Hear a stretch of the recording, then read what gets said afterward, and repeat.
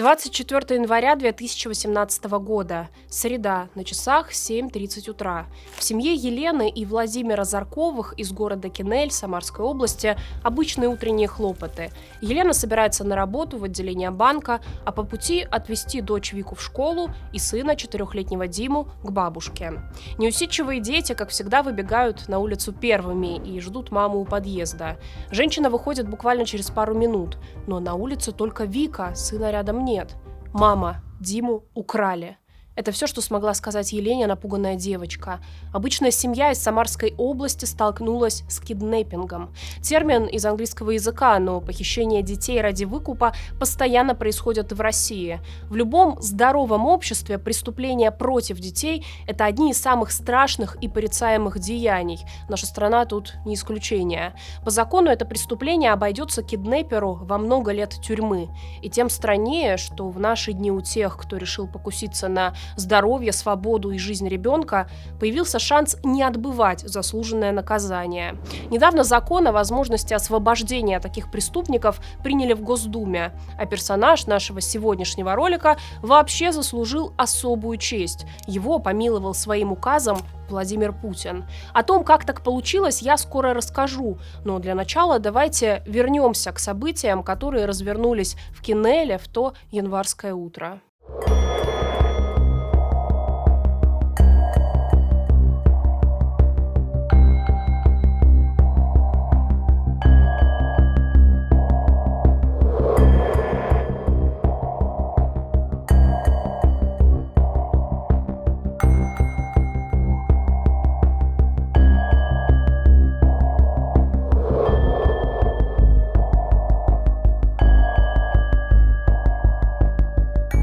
Елена Заркова понимает, что ее дочь не шутит. 4-летнего Диму действительно похитили. Она моментально берет себя в руки и звонит в полицию. И тут женщина видит в телефоне одно непрочитанное сообщение: «Перезвоните мне», — просит ее отправитель.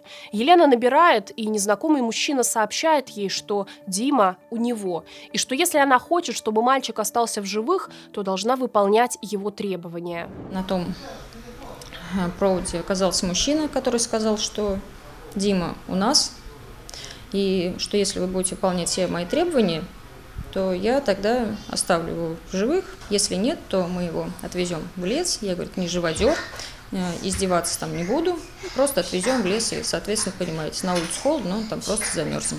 Он сказал мне, что у меня есть 40 минут на то, чтобы собрать деньги и доехать до Самары. Похитители потребовали выкуп – 2 миллиона рублей. Женщина сразу же начала искать недостающую сумму. Параллельно развернули работу правоохранителя. Следователи возбудили уголовное дело, чтобы можно было бросить все ресурсы на поиск мальчика. Полиция установила, что ребенка силой посадили в автомобиль «Лада Приора». На место преступления прибыли криминалисты. Им удалось установить личности похитителей. И всего через несколько часов Елене позвонил муж. Он сообщил, что Диму нашли. Я, конечно, в первый момент не верила и просила сотрудников там фотографии прислать, что это действительно правда, что ребенка не перепутали, что это он. Когда я увидела фотографию, действительно, что да, вот он сидит в отделе, что все нормально, тогда у меня уже отлегло, и можно было дальше что-то делать. Самое страшное позади, но теперь следователям из семьи Димы Заркова предстояло узнать, кто похитил мальчика и почему именно его. Елена вспомнила, что примерно за месяц до похищения ей звонил незнакомый мужчина и пытался выяснить ее домашний адрес. Женщина, помимо работы в банке, занималась сетевым маркетингом, много общалась с незнакомыми людьми и сама задавала им разные вопросы, чтобы лучше понимать своего покупателя. Так что звонок ей поначалу подозрительным не показался. Итак, следователи вычислили похитителей, и в том числе их главаря, Руслана Бакиева. Выяснилось, что это не первое его преступление. В 2004 году он украл у женщины телефон. В том же году угрожал мужчине и требовал 10 тысяч рублей. В 2005 сел на 4 года за грабеж. А заниматься киднеппингом он придумал, находясь в колонии за убийство. За считанные дни до похищения Димы Заркова Бакиев пытался украсть еще одного ребенка. В 2009 году, вскоре после освобождения из тюрьмы за грабеж, Руслан Бакиев организовал жестокое убийство девушки в Самаре. 10 сентября 2009 года подруга Бакиева, 24-летняя Валентина Проскурова, предложила своей коллеге Ольге Рузовой подвезти ее домой. Рузова работала кассиром в местном МЧС и имела доступ к сейфу с деньгами. Девушка согласилась. После этого преступники вывезли ее в безлюдное место. Там, в машине, один из сообщников Бакиева напал на Ольгу, накинул веревку ей на шею и задушил. Позже ее тело нашли у насосно-фильтровальной станции. Преступники забрали у Рузовой ключи от кассы и похитили из управления МЧС 870 тысяч рублей. Месячный фонд зарплат пожарных и спасателей. Этого бандитам показалось мало, и они украли у убитой сумку, сотовый телефон и золотые украшения общей стоимостью 33 тысячи рублей. Через неделю преступников нашли и задержали. Организатором убийства и ограбления кассы суд признал Руслана Бакиева. В 2011-м его приговорили к 18 годам колонии. Отбывал срок мужчина в Тольятти. В тюрьме у Руслана Бакиева был мобильный телефон, и он активно сидел в соцсетях. Там он познакомился с 26-летней Екатериной Косаревой. У девушки тоже были проблемы с законом, она отсидела срок за мошенничество. Она влюбилась в Бакиева, у них завязался роман. Косарева начала ездить в колонию на свидание. Бакиев, даже находясь на зоне, не переставал думать, где бы ему разжиться деньгами, и желательно большими. Законные способы он при этом не рассматривал.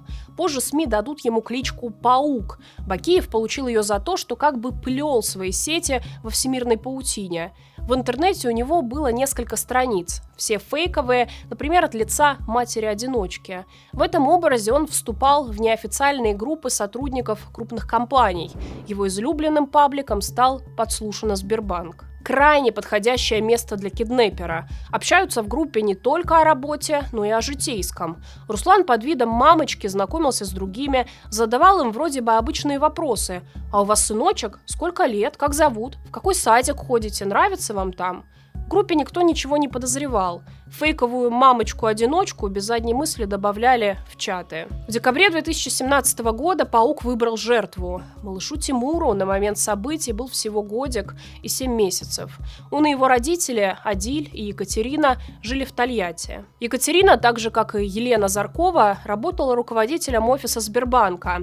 Она как раз выходила из декрета. В сентябре они с мужем отдали сына в частный садик «Ладушки». Руслан Бакиев вышел на женщину во ВКонтакте. Ее страничка ничем не отличалась от тысяч других страниц. Фотографии с мужем, сыном, иногда какие-то репосты или размышления.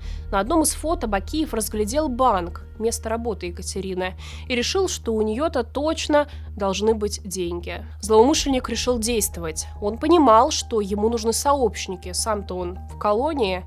На воле он нашел 5 мелких уголовников и уговорил свою подругу Косареву поучаствовать в деле. Уверял ее, что эти деньги им на свадьбу. Она отвечала за реализацию преступления на воле, а Паук должен был заманить жертву в ловушку. Решили зайти через Адиля.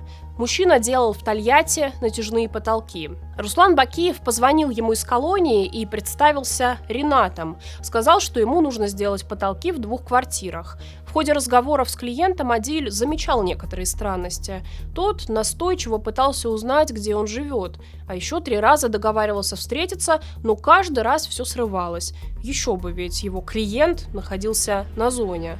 15 января Адиль забрал сына из садика «Ладушки» на улице Есенина. В этот день они как раз условились о встрече с Ринатом, то есть с Пауком.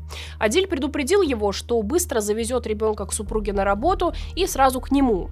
Странный заказчик сразу же начал убеждать его, что в этом нет необходимости. Мол, мы с женой, она очень любит детей, берите его с собой. Вот что рассказывал на допросе один из сообщников киднепера Иван Фролов. Он должен был везти Косареву на место преступления, а затем перевозить похищенного Тимура. Косарева попросила меня оставить у нее дома мой мобильный. Сказала, будем ехать с другим телефоном без передачи данных, по навигатору и, желательно, дворами, где нет камер. Во дворе на Коммунистической Катя сказала, что сейчас приедет ВАЗ-2110, на водителя нападут люди. Мы их не знали, но видели несколько человек в приоре во дворе. Возможно, они.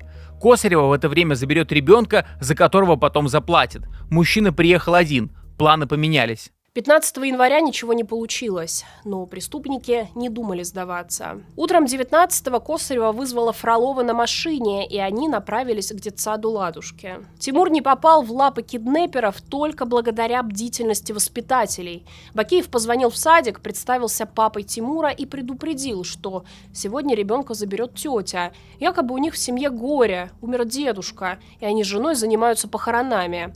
Вот что вспоминала мама Тимура, Екатерина. Мне перезвонила администратор Инна. Спросила, что у вас случилось? Звонил ваш супруг. Я не поняла, о чем она. Голос был такой напуганный, аж сердце упало. Сказала, никому сына, которого уже одевали, не давать. Позвонила мужу, а он был в тех краях, как обычно ждал, пока Тимура покормят, и попросила идти за ребенком прямо сейчас. К счастью, Адиль успел опередить похитителей. Он забрал Тимура, и пара сразу же обратилась в полицию. В ОВД проверили номер звонившего в «Ладушке» лжеотца. И Адиль с удивлением увидел, что это тот самый заказчик Ренат. Именно после неудачной попытки похищения маленького Тимура из Тольятти Паук выбрал новую жертву – 4-летнего Диму Заркова из Кинеля. Та же схема, что в прошлый раз. Нашел маму-работницу банка во ВКонтакте, заболтал и выведал адрес. Похищать мальчика он отправил свою подельницу Косареву с 3 другими сообщниками. В назначенный день и час они приехали к дому семьи Елены и Владимира Зарковых. Дождались, когда мальчик и девочка выйдут из подъезда, надели на лица медицинские маски и вышли из машины. Косарева схватила Диму на руки и посадила его в автомобиль. Я взяла его на руки, развернулась, принесла к машине, садила на заднее сиденье и села рядом. Естественно, начал с ним диалог. Ну, такой, чтобы он ребенок, да, чтобы не волновался. И все. И там он уже вошел в наше общение. Дальше все рассказывал. Сначала сказал, что хочу к маме, и я сразу успокоила, я говорю, все нормально, сейчас мы пойдем к маме, все хорошо, убила его вот это все. Отвлекла его на игрушку в руке и так далее. Начала расспрашивать. Преступники отвезли ребенка в Самару. Они стали ждать, когда Паук Бакиев свяжется с семьей мальчика и потребует от них выкуп. Когда главарь сообщил, что пакет с деньгами оставлен в одном из мусорных баков в Самаре, Косарева бросила Диму в подъезде случайного дома, а сама поехала забирать выкуп. Но Диму нашли до того, как она смогла получить 2 миллиона. Маленький напуганный мальчик был один в незнакомом месте в чужом городе. В августе 2019 года суд озвучил приговор всем членам банды киднеперов. Руслан Бакиев, как организатор, получил 24 года колонии особого режима. Его подруга Екатерина Косарева – 13 лет колонии общего режима. Остальных членов группировки приговорили к срокам от 3 до 8 лет. Путин помиловал уголовника Бакиева 29 сентября 2022 года. После этого он еще примерно полгода находился на фронте. Достаточно открыть страницу Паука во ВКонтакте, чтобы понять, он очень увлечен тематикой СВО. Чуть ли не каждый пост в его профиле восхваляет ЧВК «Вагнер», которая до смерти Пригожина активно вербовала зэков. В профиле Паука Бакиева много интересных публикаций. Вот, например, кодекс ЧВК. «Честь превыше всего, воюй не за деньги, а за принцип». Грустная ирония в том, что это публикует человек, несколько раз пытавшийся похитить детей ради выкупа. Вы можете возразить, но люди, даже самые отъявленные негодяи, могут меняться. Могут, но это не про Руслана Бакиева. Получив помилование, подписанное Владимиром Путиным, в апреле 23-го он оказался на свободе. Вернулся в Самарскую область и почти сразу взялся за старое. Уже в июне 23-го преступник начал планировать новое похищение. В поисках жертв далеко ходить не пришлось. Свой выбор Руслан Бакиев остановил на старой знакомой своего двоюродного брата и ее дочери. Марии, ее имя изменено, 36 лет. В 2018 году она развелась с мужем и вместе с 8-летней дочерью перебралась в подмосковные Мытищи. Жили на съемной квартире вместе с братом Марии. Женщина работала главным бухгалтером в крупной коммерческой фирме, а брат работал из дома, заодно присматривая за племянницей. Однажды, в начале августа 23 года, Марии позвонил ее бывший одноклассник Иван. Когда-то еще в Самаре они тесно общались, но несколько лет назад общение сошло на нет. Мужчина попросил о помощи. Иван рассказал, что его двоюродный брат – герой России, недавно вернулся из зоны СВО, и теперь ему нужна временная регистрация, чтобы встать на учет в военкомат, а в дальнейшем получить от государства квартиру. Он попросил Марию зарегистрировать брата в своей самарской квартире. Женщина захотела помочь старому другу. 22 августа она приехала в Самару. Там Мария и познакомилась с Русланом Бакиевым. Регистрацию героя СВО сделали, и благодарный Иван решил отвезти Марию обратно в Москву на своей машине. С ними увязался Бакиев, чтобы потом, мол, брату возвращаться было не скучно. 24 августа они уже были в Москве. Мария предложила мужчинам поспать с дороги в ее квартире, а сама уехала на работу. Буквально через несколько часов ей позвонил брат, сказал, что ее срочно ждут сотрудники ФСБ и полицейские. Женщина не понимала, в чем дело. Она приехала домой, и действительно, там ее встретили правоохранители. Они рассказали ей, что Руслан Бакиев хотел похитить ее дочь и требовать выкуп. По сравнению с прошлым разом аппетит киднепера заметно вырос. Паук рассчитывал получить 15 миллионов. Женщине показали его переписку с сообщником. В ней было все. Фотографии девочки, фотографии Марии, брата, их автомобиля, адреса, место работы. Бакиев знал о жизни Марии все, что ему было нужно уже до знакомства с ней. Знал, что она живет с дочкой и родным братом, что у нее есть машина и недвижимость. Что-то Паук выудил из социальных сетей, что-то невзначай спросил у своего двоюродного брата, который знать не знал, что Бакиев планирует похищение ребенка. Бакиева задержали прямо в квартире. Они с Иваном действительно решили поспать с дороги. Судя по переписке Паука и его подельника, похитить девочку он собирался в течение суток. К счастью, реализовать задуманное Бакиев не успел. Меньше месяца назад суд приговорил киднепера Руслана Бакиева к 9 годам заключения. На этот раз срок почти в 3 раза меньше, чем когда Паук похитил Диму Заркова. Тогда ему дали целых 24 года. Тем не менее, это не помешало Владимиру Путину его помиловать. Меньше 3 лет тюрьмы, полгода на фронте, и вот грабитель, убийца, похититель детей оказался на свободе. Где гарантия, что это не случится снова? Более того, недавно Госдума упростила процедуру освобождения уголовников. Бакиев попадает под перечень тех преступников, которые могут снять судимость, повоевав на СВО. Теперь для этого не надо будет морать руки Путину, не потребуется его указ. В Кремле ведь прекрасно понимают, что новости о том, как какой-то очередной помилованный вагнеровец кого-то изнасиловал или убил, россиян очень волнуют. Еще бы не волновали. Ведь государство явно говорит нам: ну, украдут вашего ребеночка или вашу бабушку убьют. Это все издержки. Главное, что уголовники на фронте побывали. Ну, а ваше горе, дорогие россияне, это сопутствующий ущерб. Мы за ваше убийство даже срок серьезный давать не будем. Скосим немножко за участие в СВО, как это было недавно, например, в Приморье.